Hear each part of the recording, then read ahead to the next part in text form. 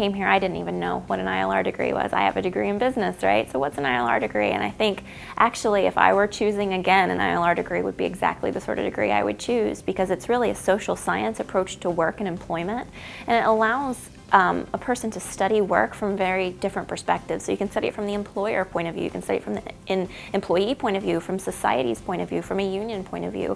You see ILR advancing the world of work. And so when I first saw that, I originally immediately thought of the unions and the labor force, and I thought that was strictly that was the path that people in ILR took.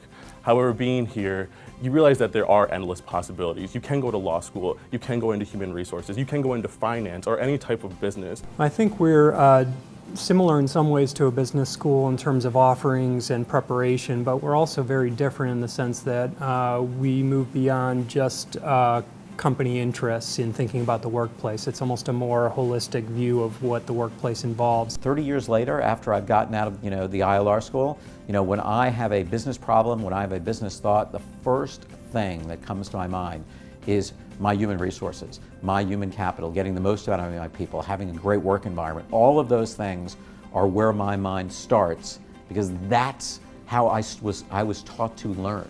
That in learning, that's how I was taught to think.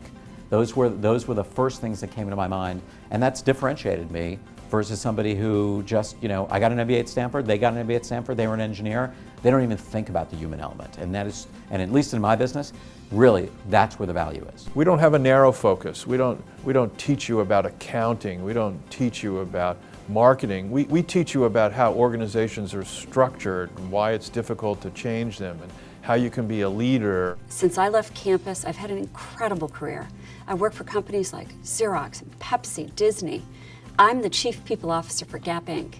In addition to that, I have responsibility for corporate affairs. That's foundation and communications, social responsibility, environmental affairs. The reality is none of this would have been possible without the foundation from Cornell and from ILR.